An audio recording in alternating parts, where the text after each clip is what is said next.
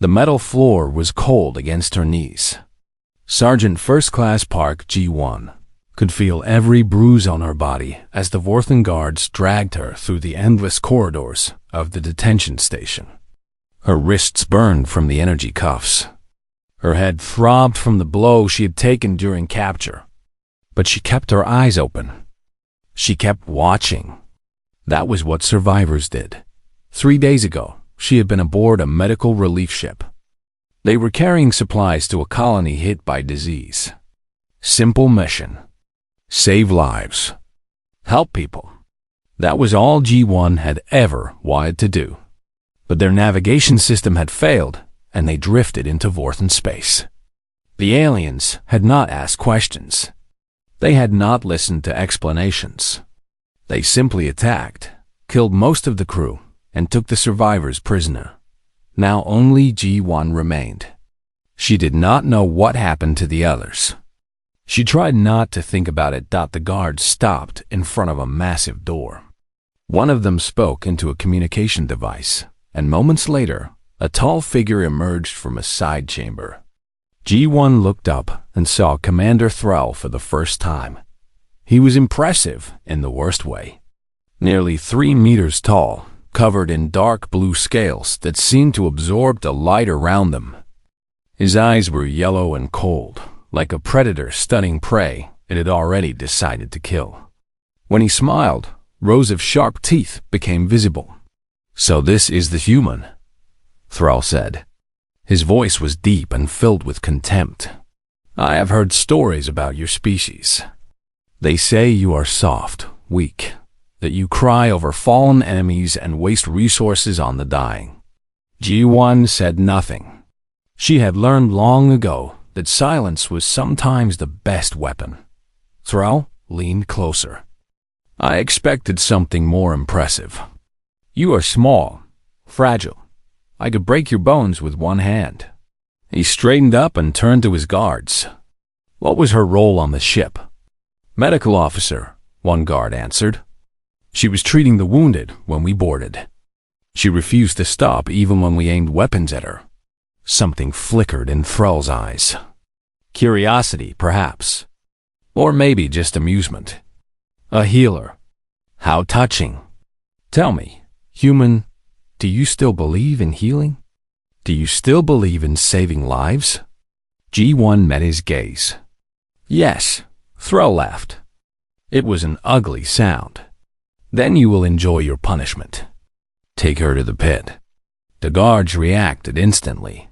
G1 saw fear in their movements, though they tried to hide it. Even among the Vorthen, the pit was something that inspired terror. She had heard whispers about it from other prisoners during her brief time in the holding cells.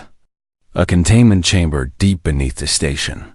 A place where they kept something so dangerous that even the Vorthen avoided it. They called the creature a Kryventus, dragon in the common tongue. A beast known across 12 star systems as an unstoppable killer. Armored scales that could deflect plasma fire. Claws that could tear through starship hulls. Fire that burned hot enough to melt metal. 19 prisoners have been thrown into the pit over the years. None had survived longer than 3 hours. G1 felt her heart pound as they led her deeper into the station. Down elevator after elevator. Past security checkpoint after security checkpoint. The air grew colder. The lights grew dimmer. And the sounds of the station above faded until there was only silence. They stopped before a door that was different from the others. It was massive, built from some kind of reinforced metal that G1 did not recognize. Scorch marks covered its surface. Deep gouges ran through the metal like wounds. One guard removed her cuffs. Another pushed her forward. She stumbled, but did not fall. "Any last words?" The guard asked. G1 turned to look at them. These aliens who had killed her friends, who had destroyed her ship, who were now sending her to die for their entertainment. She could have cursed them. She could have begged. But she did neither. Instead, she reached down and adjusted her boot. Inside, hidden in a secret compartment, was a small emergency suture kit. Basic supplies: needle, thread, antiseptic patches. Not much, but it was something. The guards had been careless during their search. They had not expected a healer to be a threat. "Just one," G1 said quietly. "When I get out of here, I'm going to make you regret this." The guards laughed. Then they opened the door and pushed her inside. Darkness swallowed her whole. G1 stood completely still. She could not see anything. The door behind her sealed shut with a sound like thunder, and then there was only blackness and silence. Her breath came fast. Her hands trembled. Every instinct told her to run, but there was nowhere to go. Then she heard it. A sound from deep within the chamber. A low, rumbling growl that seemed to vibrate through her entire body. G1 felt her blood turn to ice. The dragon was here. It was close, and it knew she was here too. She waited for the attack. Waited for the flash of fire or the slash of claws. Waited for the death that everyone said was certain. But the attack never came. Instead, the growl changed. It became something else. Something that G1, with her years of medical training and her countless hours treating wounded soldiers, recognized immediately. That was not a growl of aggression. It was a sound of pain. The creature in the darkness was not hunting her. It was suffering. G1 stood in the pitch-black chamber, listening to the pain sounds of the most dangerous creature in the galaxy, and she felt something shift inside her. Fear was still there. It would be foolish to pretend otherwise. But something else was growing alongside it. Something stronger: curiosity, compassion, and the stubborn human refusal to let any living thing suffer without trying to help. She took a slow breath. Then she took a single step forward into the darkness. "It is okay," she whispered into the black. "I am not going to hurt you. I am a healer. And whatever is wrong, I am going to try to help." The pain sounds paused. Somewhere in the shadows, something enormous shifted. G1 could feel eyes watching her. Ancient eyes. Intelligent eyes. Eyes that had seen countless enemies come through that door and had killed them all. But G1 was not an enemy. She was something the dragon had never encountered before. She was a human. And humans did not know how to give up. Minutes passed like hours in the darkness. G1 remained perfectly still, letting her eyes adjust to the dim light that came from glowing patches on the chamber walls. Bioluminescent moss, she realized. It was not much, but slowly, shapes began to emerge from the shadows, and what she saw took her breath away. The Crivanthus was enormous. Easily 15 meters from nose to tail, with a wingspan that could have covered a small building. Its scales were a deep crimson color, though many of them looked faded and dull. Massive claws dug into the stone floor. Teeth the length of her forearm lined jaws that could swallow her whole. This was the creature that 12 star systems feared. The dragon that had killed 19 prisoners without effort, but it was not attacking. It was not even moving toward her. Instead, the great beast lay curled in the far corner of the chamber, its enormous body pressed against the cold wall. Its breathing was labored and uneven. Every few seconds, a shudder ran through its massive frame, and that pain sound escaped its throat again. G1 had spent 10 years as a combat medic. She had treated soldiers on burning battlefields. She had held dying men and women in her arms and fought to bring them back. She knew what suffering looked like. She knew the difference between a creature that wanted to fight and a creature that had given up. This dragon had given up. Slowly, carefully, G1 began to move. Not toward the exit, because there was no exit. Not away from the creature, because there was nowhere to go. Instead, she moved closer, one small step at a time. Her heart pounded so hard, she thought it might burst from her chest, but she kept going. "Easy," she said softly. "I am not here to hurt you. I know you probably do not understand my words, but maybe you can understand my voice. I am not a threat." The dragon's massive head lifted from the ground. Eyes the size of dinner plates focused on her. They were golden, like pools of molten metal, and deep within them, G1 saw something that surprised her. Intelligence. Real, genuine intelligence. This was not a mindless beast. This was a thinking, feeling creature. And right now, it was in tremendous pain. G-1 stopped about 10 meters away. Close enough to see details, but far enough to show she was not attacking. She crouched down, making herself smaller, less threatening. "I am a healer," she said. "That is what I do. I fix things that are broken. I help things that are hurting." She touched her chest. "Healer, do you understand?" The dragon watched her. Its nostrils flared, breathing in her scent. Then, slowly and possibly, its massive body shifted. The creature turned, exposing its underbelly to the dim light. G1 gasped. The wound was horrific. A massive gash ran across the dragon's stomach, easily 2 meters long.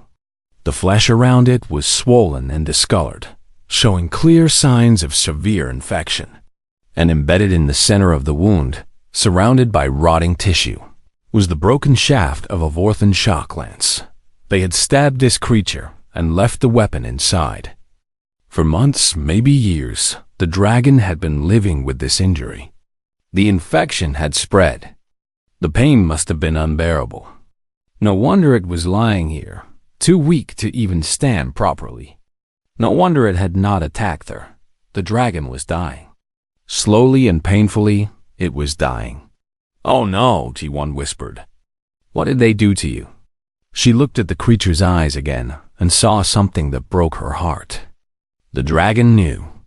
It understood what was happening to its own body. It had been waiting here in the darkness, alone, suffering, waiting for death to finally come. G1 felt tears prick her eyes. She wiped them away quickly. There was no time for tears. There was only time for action. She thought about her brother. Little Minjun, who had died 15 years ago when their colony was hit by a radiation storm.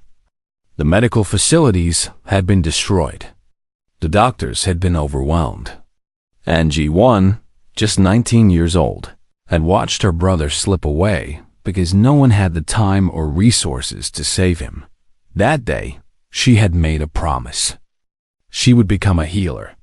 She would save every life she could, no matter how impossible it seemed. She would never let another living creature suffer if she had the power to help. She had kept that promise for 15 years. She was not going to break it now. G1 reached into her boot and pulled out the hidden suture kit. It was not much. A needle, some medical thread, a few antiseptic patches, a small blade for cutting. Basic supplies meant for emergency wound closure. Nothing that should be able to treat an injury this severe, but it was something. And something was always better than nothing. "I am going to help you," she said to the dragon. "I do not know if I can save you. I do not even know if this will work. But I am going to try, because that is what humans do. We try." She stood up and began walking toward the creature. Every step felt like a mile. Every heartbeat felt like thunder. The dragon could kill her in an instant. One snap of those jaws. One swipe of those claws. One burst of fire, and she would be nothing but ash. But the dragon did not move. It simply watched her approach with those ancient, intelligent eyes. G1 reached the edge of the wound. Up close, it was even worse than she had thought. The smell of infection was overwhelming. The flesh was dying. If she did not act soon, nothing would be able to save this creature. She looked up at the dragon's face. "This is going to hurt," she said honestly. "I wish I had something to ease the pain, but I do not. All I can promise is that I will be as gentle as possible, and I will not stop until I have done everything I can." The dragon held her gaze for a long moment. Then, slowly, it lowered its massive head to the ground and closed its eyes. It was trusting her. This ancient, powerful creature that had killed 19 enemies was trusting a small human woman with its life. G1 took a deep breath. Then she got to work. She would later remember that night as the longest of her life. Hour after hour, she worked on the wound, cleaning infection, removing dead tissue, slowly, carefully extracting the pieces of the shock lens that had been embedded for so long. The dragon trembled with pain but did not move, did not strike, did not pull away. It simply endured, just like she did. And somewhere in the darkness of that prison pit, something remarkable began to form. A bond between two creatures who should have been enemies. A connection built on pain and trust and the simple, powerful act of one being choosing to help another. G-1 did not know if the dragon would survive. She did not know if she would survive. But in that moment, none of that mattered. She was a healer. And she had found something that needed healing. Commander Thrall stood in the security room, staring at the screens with growing unease. Around him, guards shifted nervously. No one spoke. No one needed to. The images on the monitors said everything. The human was still alive. Not just alive, but moving freely around the chamber. And the dragon, the most dangerous creature they had ever captured, was letting her do it. What is she doing? One guard asked quietly. Thrall did not answer. He watched as the small human woman knelt beside the massive beast, her hands working on something he could not quite see from this angle. The dragon's tail curled around her like a protective barrier. Its wings shifted to shield her from the cold draft that came through the ventilation system. This was impossible. This was wrong. Prisoners were supposed to die in the pit. That was the entire point. Should we intervene, Commander? Another guard asked. Thrall considered it. He could flood the chamber with gas. He could open the emergency hatches and freeze them both. There were many ways to end this strange situation, but something stopped him. Curiosity, perhaps. Or maybe just the desire to understand what he was witnessing. No, he said finally. Let it continue. Cut off her food and water. Eventually, the beast will grow hungry. When that happens, nature will take its course. But even as he gave the order, doubt crept into his mind. He had never seen anything like this. In all his years running this station, in all the prisoners he had sentenced to death, he had never seen anyone survive more than 3 hours in the pit. This human had been in there for 12 hours. And she showed no signs of stopping. Down in the chamber, G1 had no idea she was being watched. She was too focused on her work. The shock lance had been worse than she initially thought. 3 separate pieces had broken off inside the wound, each one buried deep in infected tissue. Removing them required precision and patience, 2 things that were hard to maintain when your hands were shaking from exhaustion and cold. But she kept going. She had no choice. The dragon, whom she had started calling Ember in her mind because of the fading warmth she could feel radiating from its scales, had been remarkably patient. It trembled when the pain became intense. Sometimes a low growl escaped its throat. But it never moved, never tried to stop her. It simply endured, trusting her completely. That trust was the thing that kept G1 going. Every time she felt like giving up, she looked at Ember's eyes and saw that trust reflected back at her. This creature believed she could help. She could not let it down. By the 18th hour, the last piece of the shock lance was finally out. G1 held it up to the dim light, staring at the cruel piece of metal that had caused so much suffering. Then she threw it across the chamber in disgust. Done, she whispered. Her voice was hoarse from dehydration. Her hands were covered in burns from accidentally touching Ember's heated blood. Her entire body ached with exhaustion. But the worst was over. Now came the healing. She used the last of her antiseptic patches on the wound. It was not nearly enough, but it would help. Then she began the long process of closing the injury, using her needle and thread to stitch together what could be stitched.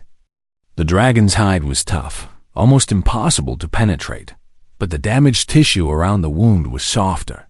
She worked slowly, carefully, creating a seal that would allow the body to heal itself. It took another 6 hours. By the time she finished, G1 could barely keep her eyes open. She tied off the last stitch and leaned back, breathing hard. "Okay," she said to Ember. "That is the best I can do. The rest is up to you. Your body needs to fight off the remaining infection. I do not know if you can do it, but I believe in you." Ember lifted its massive head and looked at her. For a long moment, neither of them moved. Then, slowly, the dragon extended its neck and touched its nose to G1's forehead. It was gentle, impossibly gentle for a creature so large. A gesture of thanks. A gesture of connection. G1 felt tears running down her cheeks, but she was too tired to wipe them away. She simply sat there, feeling the warmth of the dragon's breath, allowing herself this one moment of peace. Then exhaustion claimed her, and she slept. When she woke, everything had changed. The first thing she noticed was the warmth. Ember had curled around her, creating a protective cocoon of heated scales. G1 was lying against the dragon's side, sheltered from the cold by a massive wing. The second thing she noticed was the water. A small depression in the stone floor had been filled with clean water. Ember must have found a drip somewhere in the chamber and collected it while G1 slept. The third thing she noticed was the food. G1 stared at the pile of dead creatures near her head. They looked like rats, or at least the alien equivalent of rats. Prison vermin that had probably been living in the walls for years. Ember had caught them and placed them where G1 would find them. The dragon was taking care of her, just as she had taken care of it. G1 laughed. It came out broken and strange, half sob and half joy. Here she was, in the most dangerous prison in the sector, trapped with a creature that had killed 19 people. And she had never felt safer in her life. "Thank you," she said to Ember. "Thank you for trusting me. Thank you for taking care of me. I promise I will find a way to repay you. I will find a way to get us both out of here." Ember rumbled in response. It was a warm sound, nothing like the pained growls from before. The dragon's scales seemed brighter now, more vibrant. The healing was beginning. Up in the security room, Commander Thrall watched the monitors with cold fury. His plan had failed. The human had not starved. The dragon had not attacked. Instead of death, he was witnessing something that made his scales itch with discomfort. Bonding, connection, survival through cooperation. These were concepts that the Vorthan did not value. Strength was what mattered. Power, domination.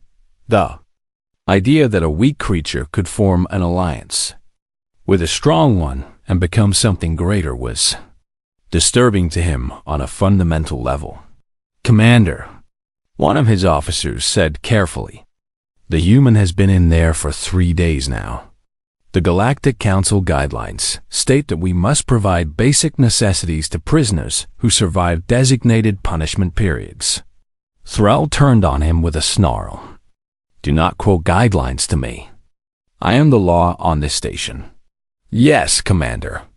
But if word reaches the Council that we violated protocols..." Thrall's claws dug into the console, leaving deep scratches. He wanted to kill them both. He wanted to end this embarrassing display once and for all. But the officer was right. The Council had eyes everywhere. If he violated too many rules, there would be consequences. No. He needed a different approach. Something that would end this situation permanently, but in a way that could not be traced back to a violation of protocol. An idea began to form in his mind. A cruel smile spread across his face. "Prepare the arena," he said. "It is time for a public execution." The officer hesitated. "Both of them, Commander."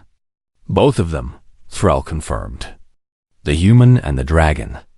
Let us see how well their little bond holds up when they are facing real warriors in front of a crowd. When they are bleeding and broken, and everyone is watching." He turned back to the monitors, watching the human and the dragon resting peacefully together. "Enjoy your moment of peace," he whispered. "It will not last." 2 weeks passed in the darkness of the pit. For G1, they were the strangest 2 weeks of her life. She was still a prisoner. She was still trapped. But she had never felt less alone. Ember was healing. Each day, the dragon grew a little stronger. The wound on her stomach was closing, the infection fading. Color returned to her scales.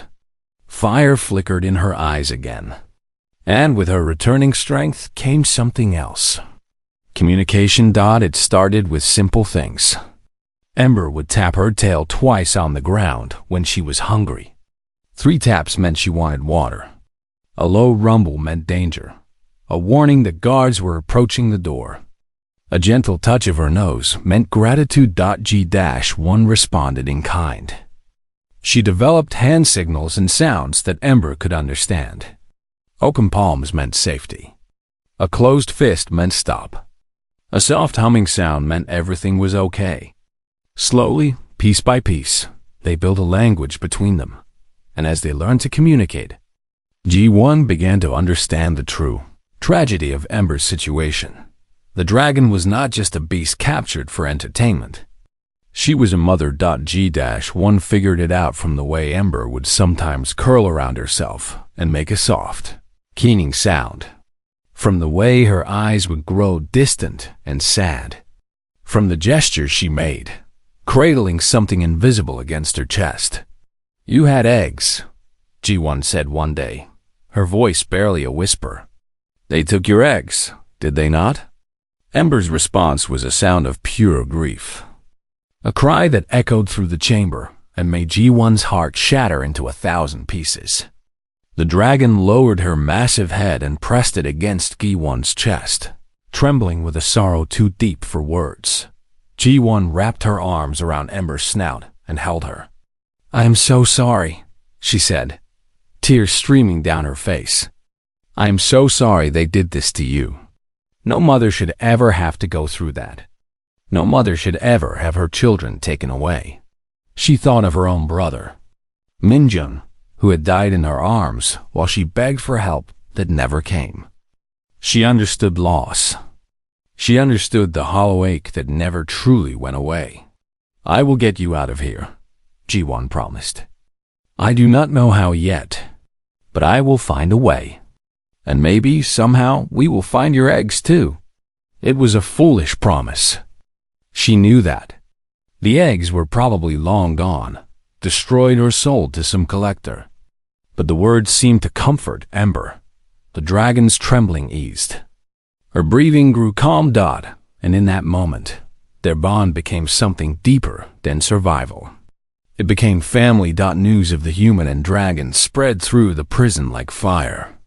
Prisoners whispered to each other through walls and ventilation ducts. Guards gossiped during shift changes. The story grew with each telling. A small human woman who had tamed the untamable. A healer who had saved a monster.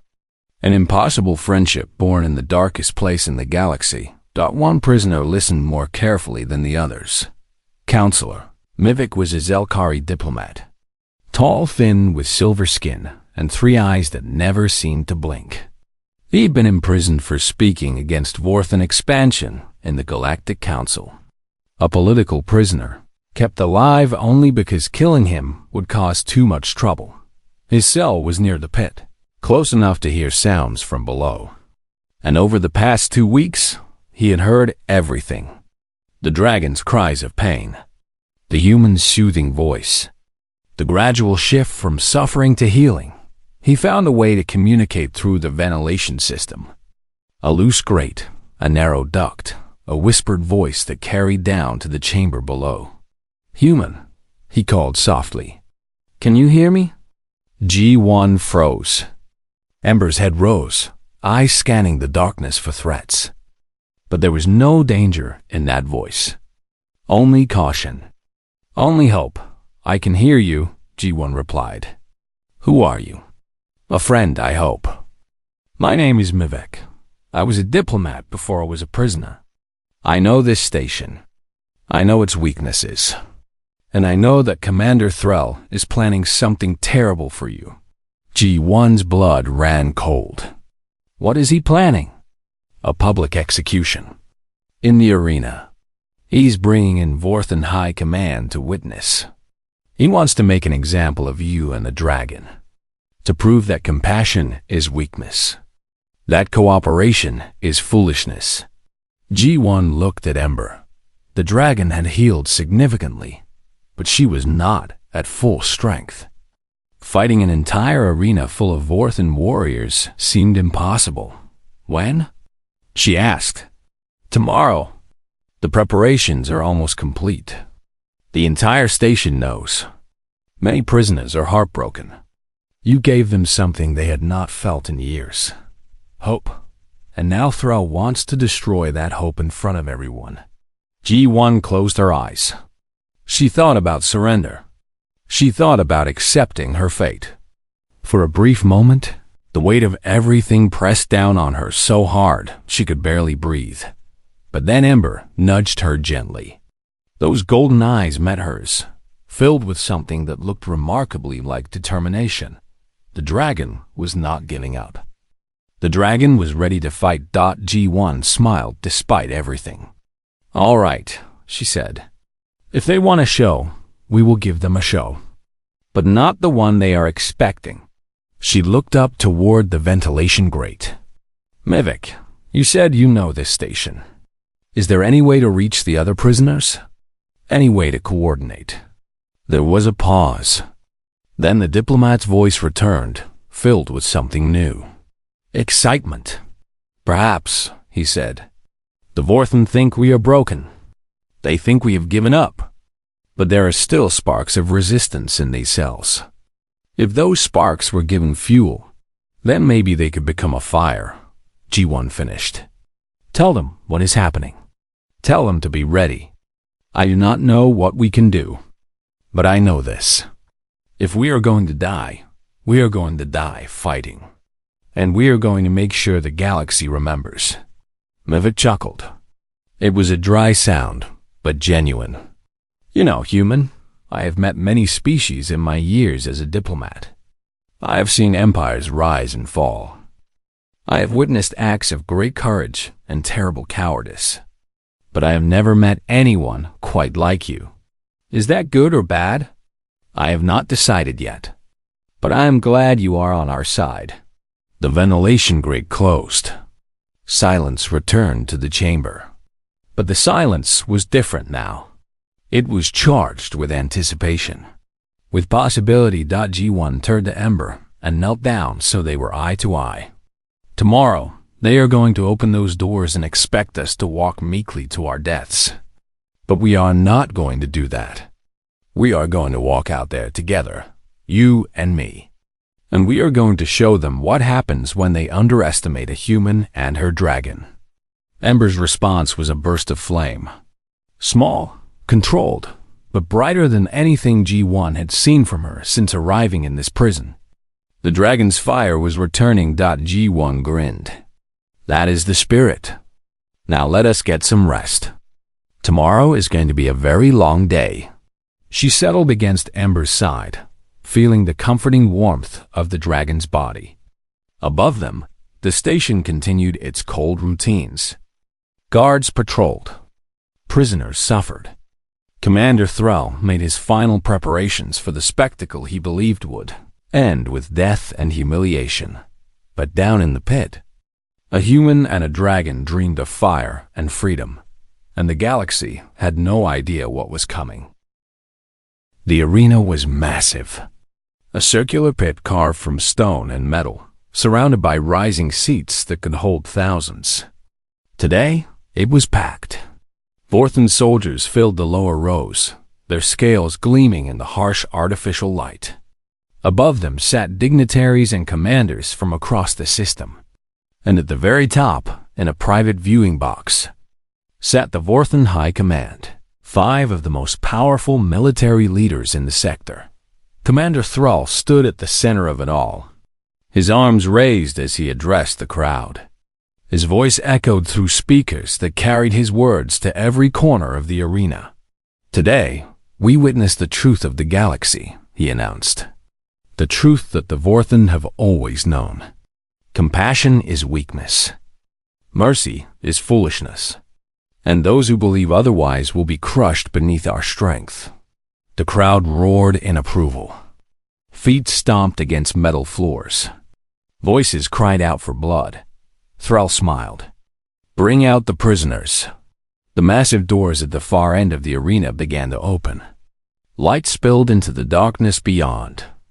And from that darkness, 2 figures emerged. G1 walked with her back straight and her head high. Her prison clothes were torn and dirty. Her body was covered in bruises and burns. But her eyes were calm, clear, focused. She looked like someone who had accepted whatever came next and was ready to face it. Beside her, Amber moved with a grace that made the crowd gasp.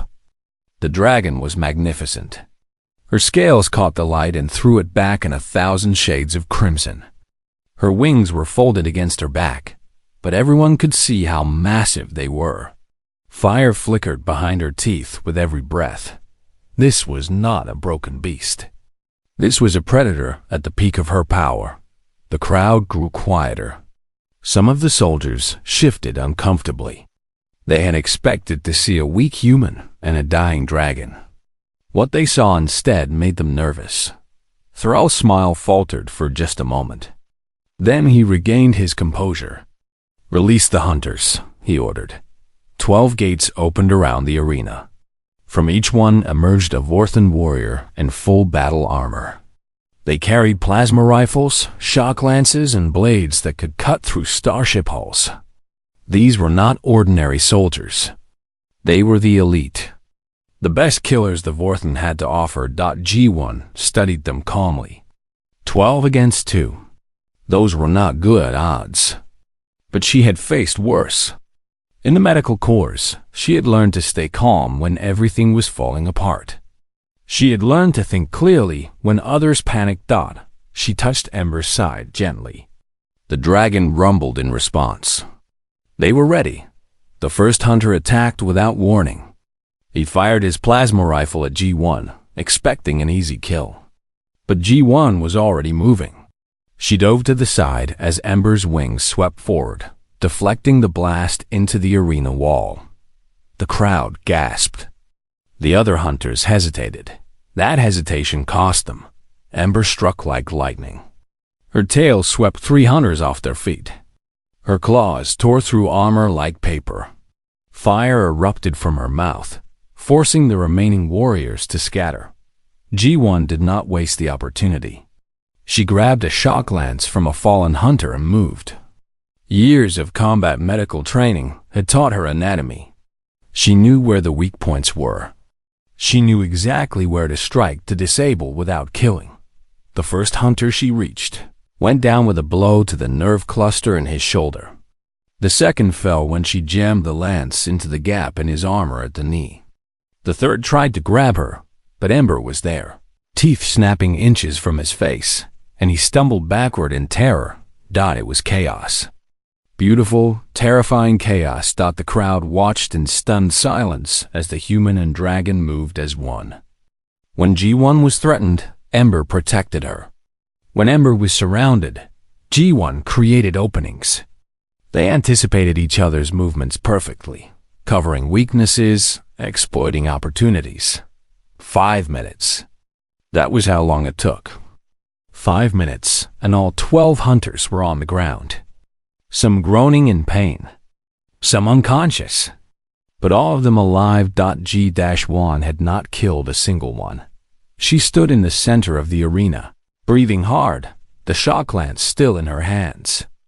Ember stood beside her, wings spread wide, fire dancing behind her teeth. They were wounded. Both of them were bleeding from multiple cuts. G1's left arm hung at an odd angle, probably dislocated. Ember had a deep gash along her flank where a blade had found its mark. But they were standing, and their enemies were not. The arena was completely silent. No one knew how to react. This was not supposed to happen. This was not how the story was supposed to end. Commander Thrall stared at the scene below with disbelief and fury. His perfect spectacle had turned into a humiliation. The High Command was watching. The entire station was watching. And a single human woman had just defeated his best warriors with the help of a creature that was supposed to be mindless.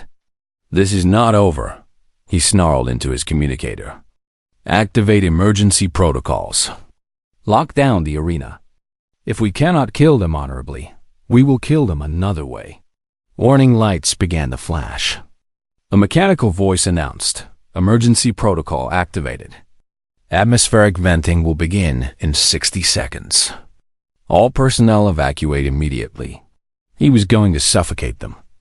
Kill everyone in the arena just to make sure the human and dragon died. G1 looked up at the viewing box where Thrall stood. She could not see his face clearly, but she could feel his hatred. His desperate need to win at any cost. Then she looked at Ember. The dragon was tired. The wounds were taking their toll. Another fight seemed impossible, but Ember's eyes told a different story. Those golden pools of fire were not filled with despair. They were filled with defiance. G1 smiled. "You know what I love about humans?" she said quietly, though her voice carried across the silent arena. "We do not know when to quit. We look at impossible situations, and we think, maybe there is a way. Maybe if we try hard enough. Maybe if we refuse to give up." She turned to face the crowd. All those soldiers. All those prisoners watching from their cells through the video feeds. All those people who had been told that compassion was weakness. "You wanted to teach me a lesson today," she called out. "You wanted to prove that mercy is foolishness. That caring about others makes you weak." She gestured to the fallen hunters. "But I am still standing, and every single one of your warriors is alive because I chose not to kill them. So tell me, who is really the strong one here? The person who destroys everything in their path, or the person who wins without becoming a monster?" The words hung in the air. The countdown continued. 40 seconds until the atmosphere vented. Then something remarkable happened. A voice rose from the crowd. A prisoner, watching through a cell window, began to chant. One voice became 2. 2 became 10. 10 became 100. Human, human. The soldiers looked around nervously. The dignitaries shifted in their seats. The High Command leaned forward with expressions of concern. And in cells throughout the station, prisoners began to bang on their doors.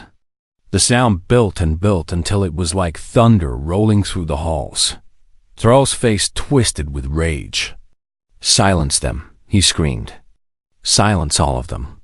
But it was too late. The spark had been lit, and sparks, when given fuel, become fire. 30 seconds until atmospheric venting. Alarms screamed through the station. Emergency lights bathed everything in blood red. And in cell block after cell block, prisoners rose up against their captors. Counselor Mivik had done his work well. For 2 weeks, he had been quietly spreading the word, passing messages through ventilation ducts, coordinating with resistant cells that had been waiting for years for the right moment. The human speech was the signal they had been waiting for. Guards found themselves overwhelmed. Doors that should have remained locked were suddenly open. Weapons that had been hidden for months appeared in desperate hands. Species that had been enemies became allies in the span of heartbeats. Zelkari fought beside Feneth. Krillian engineers disabled security systems. Thargan soldiers, massive warriors who had been broken by years of captivity, remembered their strength and broke their chains. In the arena, G1 heard the chaos spreading through the station. She looked at Ember, and a fierce hope burned in her chest. Change of plans, she said. We are not dying today. 20 seconds until venting.G1 sprinted toward the arena wall. Ember was right beside her, moving despite her wounds. The wall was 10 meters high, too tall for any human to climb. But G1 did not need to climb. She leaped onto Ember's lowered head. The dragon lifted her in one smooth motion, throwing G1 upward with perfect timing. For a moment, she was flying. Then her hands caught the edge of the wall, and she pulled herself over. She landed in the middle of panicking soldiers. They had expected to watch an execution, not participate in a battle. G1 moved through them like water, striking pressure points, disabling weapons, never killing but never stopping. Ember could not follow that way. Her body was too large for the narrow passages. But she found another route. With a roar that shook the entire arena, she spread her wings and breathed fire at the main gate. Metal melted. Stone cracked. And suddenly there was an opening large enough for a dragon. The venting countdown stopped at 7 seconds. Somewhere in the station, a Krylian engineer had found the control system and disabled it. G1 and Ember reunited in the corridor outside the arena. Around them, the sounds of battle echoed. Prisoners fighting for freedom. Guards fighting to maintain control. Everything balanced on a knife's edge. The command deck, G1 said. That is where Thrall will be. If we can reach him, if we can take control of the station. Ember rumbled in agreement. Together, they moved through the chaos. The path to the command deck was not easy. Vorthan soldiers blocked every corridor.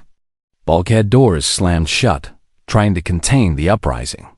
Fire suppression systems activated, filling sections with choking foam. But G1 and Ember were not alone. As they fought their way forward, freed prisoners joined them. A Feneth scientist who knew the station's layout. A Thargan warrior who had been a general before his capture. A young Zelkari who had never held a weapon but refused to stay behind. Together, they carved a path through the station. G1 found herself doing something unexpected along the way. Healing. A Feneth prisoner was wounded by plasma fire. G1 stopped, assessed the injury, and used supplies from a first aid station to stabilize him. A Vorthan guard, barely more than a child, lay bleeding from a wound inflicted by prisoners seeking revenge. G1 treated him too, ignoring the protests of those around her. He is the enemy, the Thargan general growled. He is a wounded being, G1 replied calmly. I do not choose who I heal based on what uniform they wear. The general stared at her for a long moment. Then something in his expression shifted. Respect, perhaps. Or maybe just understanding. You are a strange creature, human, he said. I have been told that before. They reached the command deck after what felt like hours of fighting. The massive doors were sealed, reinforced with energy shields that not even Ember's fire could penetrate. On the other side, Commander Thrall waited with his personal guard. G1 studied the door. We need another way in. The Feneth scientist stepped forward. There is a maintenance shaft. It connects to the ventilation system. A small being could fit through and reach the command deck from above. How small? Human-sized. Maybe smaller. G1 looked at her companions. The Thargan was too large. The Feneth was too wide. The Zelkari was tall and thin, but his 3 eyes would struggle in the darkness of the shaft. There was only one option. Keep them busy, G1 said. Make noise. Make threats. Make them think all their attention should be on this door. She turned to Ember. I need you to trust me. I need you to let me go alone. Ember's response was immediate and negative. A sharp growl, a shake of her massive head. She had already lost her eggs. She was not going to lose G1 too. G1 placed her hand on the dragon's snout. I know you are scared. But this is the only way. And I promise you, I will come back. I will always come back. The dragon stared at her with those ancient golden eyes. Then, slowly, reluctantly, she lowered her head in acceptance. G1 turned to the maintenance shaft. It was narrow and dark and filled with unknown dangers. Exactly the kind of situation she had learned to handle in the combat medical course. She crawled inside and began her journey. The shaft was cramped and suffocating. G1 had to wiggle forward on her stomach, pulling herself along with her fingertips. Her dislocated shoulder screamed in pain with every movement. The air was thin and hot. Sweat dripped into her eyes, but she kept going. 1 meter at a time. One breath at a time. Below her, she could hear the sounds of the standoff. Ember's roars. The Thargan general shouting demands. Energy weapons charging. Threll's voice, calm and cold, taunting them through the door. Then she saw light ahead. A grate that opened into the command deck. She could see Threll standing with his back to her, surrounded by his guards. All their attention focused on the main entrance. G1 smiled. Bad idea, Commander, she thought. Never turn your back on a human. She kicked the grate open and dropped into the room. For a moment, everyone froze. The guards, Threll, even G1 herself, as she landed hard on the metal floor and felt her injured shoulder scream in protest. Then chaos erupted. G1 moved before the guards could react. She had no weapon, but she did not need one. Years of combat training had taught her to use her environment.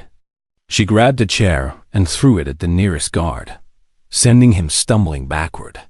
She ducked under a shock lance and used the momentum to sweep the legs of another guard. Threll recovered quickly. He drew his blade and advanced on her, his yellow eyes burning with hatred. You should have died in the pit, he snarled. You should have died 12 times over. Why will you not die? Ji-woon backed away, looking for an opening. Because humans are stubborn, she replied. Because we do not know when to quit. And because I made a promise to a dragon that I intend to keep. Threll attacked. His blade was faster than anything G1 had ever faced. She barely dodged the first strike. The second grazed her ribs, drawing blood. The third would have taken her head if she had not fallen backward at the last moment. She was outmatched. Threll was bigger, stronger, better trained for direct combat. In a fair fight, she did not stand a chance. But G1 had never believed in fair fights. She rolled to the side and grabbed the shock lance she had knocked from the guard earlier. Threll laughed as he saw her pick it up. You think that will save you? I have killed hundreds with weapons far superior. Maybe, G1 said. But I know something you do not. What? Where to hit? She jabbed the lance forward. Not at his chest. Not at his head. At the gap in his armor just below his arm, where the nerve cluster was exposed. The shock lance connected. Electrical energy surged through Threll's body. His muscles seized. His blade fell from his hand, and the mighty commander of Vorthen Detention Station collapsed to the floor. Unconscious but alive. G-1 stood over him, breathing hard. Blood dripping from her wounds. I could have killed you, she said quietly. But that is not who I am. That is not what humans do. She walked to the control panel and opened the main doors. Ember rushed in immediately, followed by the others. The dragon checked G1 for injuries, sniffing her wounds with obvious concern. I am okay, G1 assured her. I told you I would come back. The Thargan general looked at Threll's unconscious body with surprise. You defeated him alone? Combat medics are full of surprises. Outside, the sounds of battle were fading. The uprising had succeeded. The station was theirs. G1 turned to the communication console. It was time to tell the galaxy what had happened here. The communication console hummed to life under G1's fingers. She was not a technical expert, but the interface was simple enough. Within moments, she had accessed the station's broadcasting system. Every frequency, every channel, every ship and station within range. The entire sector was about to hear what she had to say. "My name is Sergeant First Class Park Gagwan," she began. Her voice was steady despite the pain radiating through her body. "I am a combat medic from the Human Alliance. 3 weeks ago, I was captured by Vorthan forces while on a humanitarian mission. I was sentenced to death by Commander Thrall and thrown into a pit with a creature the galaxy calls the most dangerous in existence." She paused, looking at Ember. The dragon had settled beside the console, her golden eyes fixed on G1 with an expression that could only be described as pride. "They expected me to die," G1 continued. "They expected the dragon to kill me within hours. Instead, I found a wounded creature in desperate need of help. So I helped her. I used my training, my skills, and my hands to heal her. And she trusted me. Despite every reason not to, she trusted a human." Around the command deck, freed prisoners gathered to listen. Feneth and Zelkari, Thargan and Krillian, species that had never worked together, now stood side by side, united by a common experience. "What happened here was not an accident," G1 said. "It was a choice. I chose to show compassion instead of fear. Ember chose to show trust instead of violence. And when Commander Thrall tried to destroy us, the prisoners of this station chose to fight for something better. They chose hope." She took a breath. "The next part was the hardest. I am broadcasting this message to everyone who can hear it. The Vorthan told you that compassion is weakness. They told you that mercy is foolishness. They told you that only the strong survive and only the cruel prosper." Her voice grew stronger. "They were wrong. The strongest thing a being can do is choose kindness when cruelty would be easier. The bravest thing a being can do is offer mercy when revenge would feel better. That is what humans believe. That is what I believe." She looked directly into the communication camera. "To the Vorthan High Command, I have a message. Commander Thrall is alive. The guards who surrendered are alive. We have not executed anyone. We have not tortured anyone. We have shown you more mercy than you ever showed us. I hope that teaches you something. I hope that keeps you awake at night." The broadcast ended. Silence filled the command deck. Then Counselor Mivak stepped forward, his silver face wearing an expression of wonder. "Human, do you realize what you have just done? That message will spread across the entire quadrant. Every species will hear it. The Galactic Council will demand an investigation. The Vorthan's reputation will never recover." G1 shrugged. "I just told the truth. The truth is a powerful weapon," Mivak replied. "More powerful than any blade or bomb. You may have just changed the course of galactic politics with a single speech." Before G1 could respond, a notification flashed on the console. "Incoming transmission. Human Alliance military frequency." She accepted the call, and a familiar face appeared on the screen. Colonel Yoon Sung-ho, her former commanding officer. A man who had trained her, mentored her, and watched her grow from a scared recruit into one of the best combat medics in the fleet. "G1, he said, his voice thick with emotion. "We received your signal. We have been searching for you for weeks. A rescue fleet is already on its way." "How long, Colonel?" 6 hours. "Can you hold out that long?" G1 looked around the command deck. At the freed prisoners who had become warriors. At the dragon who had become her family. At the impossible victory they had achieved together. "I think we can manage," she said. The hours that followed were filled with activity. The prisoners secured the station, treating the wounded on both sides. G1 moved from patient to patient, using the medical supplies they found to stabilize injuries.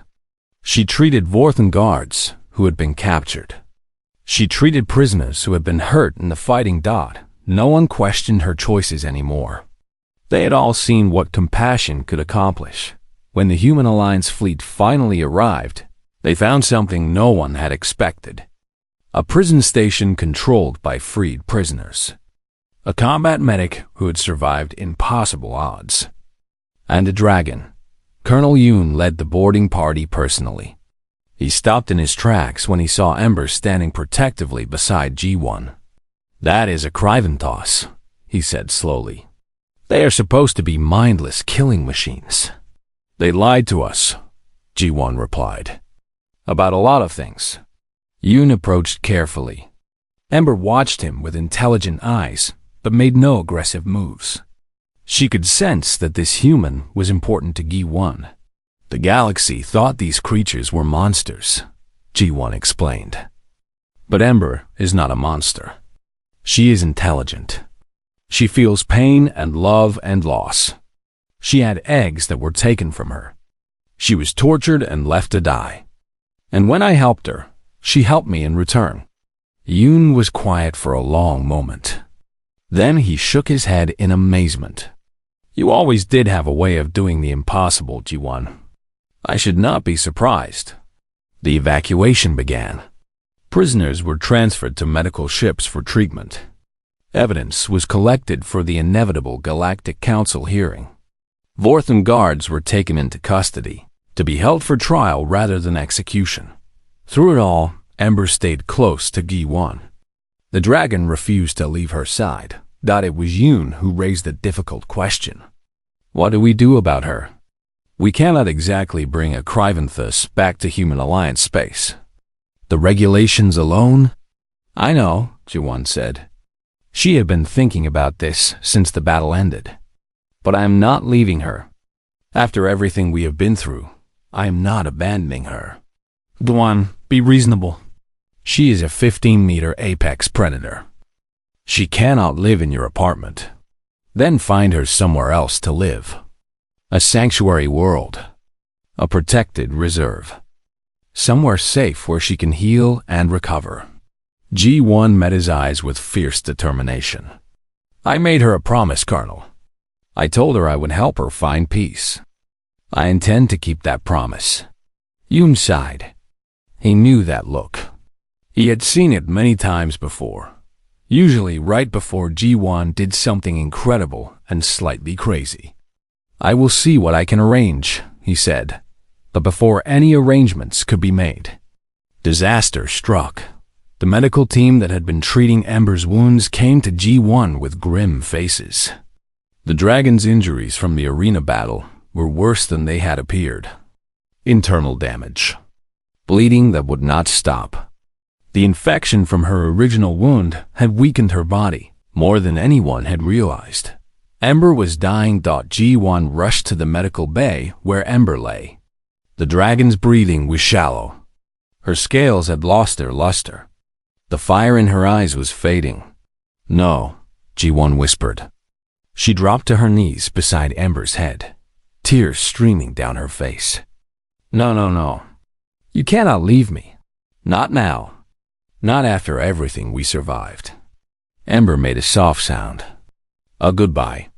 An apology. She had fought so hard, endured so much. But even the strongest creatures had limits. G1 took the dragon's massive head in her arms. "Please," she begged. "Stay with me. I need you to stay with me.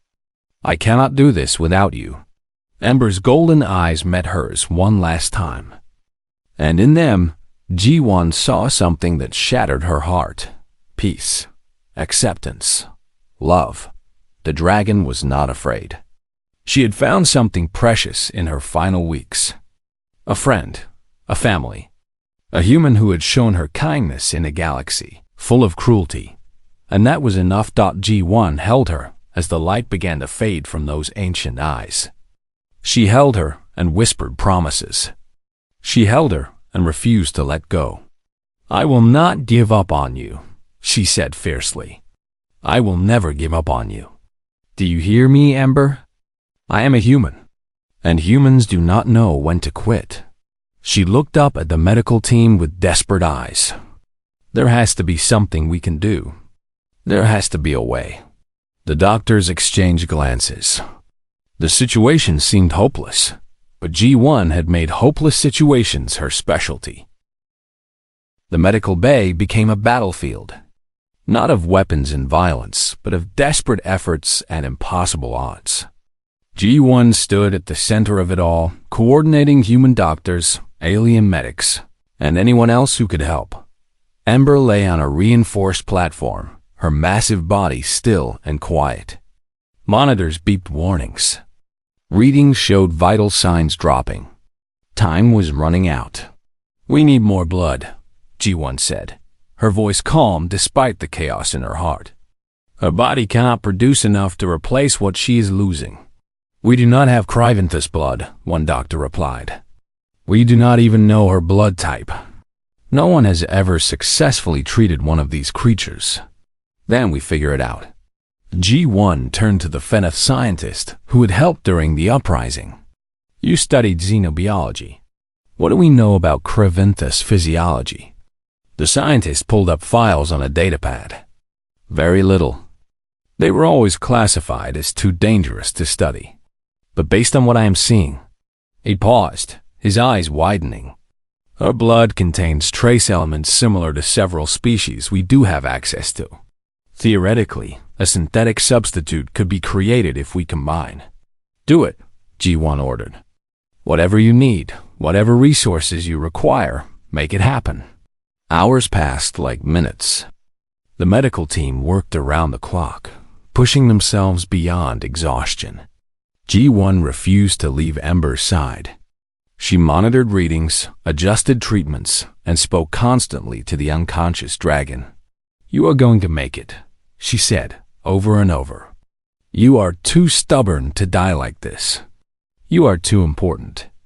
So you are going to keep fighting, and we are going to keep trying, and somehow we are going to get through this together." Colonel Yoon brought her food and water. She barely touched them. He brought reports about the Galactic Council's response to her broadcast. She barely listened. All that mattered was the dragon lying before her. 12 hours into the surgery, the synthetic blood substitute was ready. It was an experimental mixture, never tested, created from theory and desperation. There was no guarantee it would work. There was every chance it would make things worse. G1 did not hesitate. Use it. The first transfusion was terrifying. Ember's body convulsed. Her scales flickered between colors. For a moment, everyone thought they had killed her. Then the monitors stabilized. The bleeding slowed. Ember's breathing grew stronger. "It is working," the Feneth scientist said in disbelief. "It is actually working." But they were not out of danger yet. The internal damage still needed to be repaired. And Krivantha's anatomy was like nothing anyone had ever operated on before. G1 stepped up to the surgical table. "I will guide you through it." "You are a combat medic," one of the surgeons said. "This requires precision surgery on an alien species. You are not qualified. I know her body better than anyone here. I spent weeks caring for her wound in that pit. I know how her muscles move, how her organs are positioned, where the damage is likely to be." G1 met the surgeon's eyes. "I will not cut. I will not do anything beyond my training. But I will guide your hands. I will help you understand what you are looking at. That is the only chance she has." The surgeon looked at Ember, at G1, at the monitors that still showed dangerous readings. "All right," she said finally. "Let us save a dragon." The surgery lasted 8 more hours. Ji-woon stood beside the surgical team through every moment, pointing out structures, explaining what she had observed during her time with Ember, helping them navigate an anatomy that had never been mapped. 3 times, they almost lost her. 3 times, Ji-won refused to give up. She talked to Ember constantly, not knowing if the dragon could hear her, but hoping somehow she could. Remember the first night? G1 said during one particularly desperate moment. I was so scared. You were so hurt. And somehow we both made it through. We made it through because neither of us quit. So do not quit on me now, please. Dawn broke over the station. Medical staff changed shifts. The battle continued. And then, finally, it was over. The lead surgeon stepped back from the table, exhaustion written across every line of her face. We have done everything we can. The rest is up to her. G1 looked at Ember. The dragon's wounds were closed. The bleeding had stopped. The monitors showed stable, if weak, vital signs. Come on, G1 whispered. Show them what you are made of. The weight was the hardest part. G1 sat beside Ember, holding one massive claw in her hands, talking about nothing and everything. She told the dragon about Earth, about the mountains and oceans and forests of her homeworld, about her brother Minjun and how his death had led her to become a healer, about her hopes and dreams and fears. She talked until her voice gave out. Then she sat in silence, waiting. 20 hours after the surgery ended, Ember opened her eyes. The golden glow was faint, but it was there. The dragon's massive head turned slowly, searching until she found G1. A sound escaped her throat, weak, raspy, but unmistakably alive. G1 burst into tears. She threw her arms around Ember's snout and held on like she would never let go. You did it, she sobbed. You stubborn, wonderful, incredible creature. You did it. Ember's response was a gentle rumble, a sound that G1 had come to know well over the past weeks. A sound of love and gratitude and connection. The dragon was alive. Against all odds, she was alive. News spread quickly through the fleet. The impossible had happened. A human combat medic had saved the most dangerous creature in the galaxy through sheer determination and compassion. The story was already becoming legend, but G1 did not care about legends. She cared about the dragon resting peacefully beside her. She cared about the promise she had made and the promise she had kept. 6 months later, G1 stood on the surface of a sanctuary world. Green forests stretched to the horizon. Clean rivers ran through valleys. Mountains rose in the distance, their peaks catching the light of twin suns. Beside her, Ember spread her wings and took a deep breath of fresh air. The dragon had fully recovered. Her scales gleamed crimson. Fire burned bright behind her teeth. She was magnificent. Behind them, a small medical station had been established. G1's new assignment. She had been promoted to lead the Alliance Xenobiological Medical Corps, a new division dedicated to understanding and helping alien species. It was groundbreaking work, important work, but today was not about work. Today was about something more personal. Ember made a sound and walked toward a nearby hill. G1 followed, curious. At the top of the hill, hidden among the rocks, was a small cave. And inside the cave, protected and warm, were 3 eggs. G1's breath caught in her throat. Ember, these are. The eggs were not destroyed. They had been hidden. Saved by Ember before her capture and left here on this world, dormant and waiting. No one had known they existed. No one except the dragon herself. And now, after everything, they were hatching. G1 watched in wonder as the first shell cracked. A tiny snout emerged, followed by small golden eyes. The baby dragon looked around at the strange new world, saw its mother, and let out a high-pitched cry of joy. Ember lowered her head and nuzzled her child. The sound she made was pure happiness, pure love. The reunion she had dreamed of during all those dark months in the pit.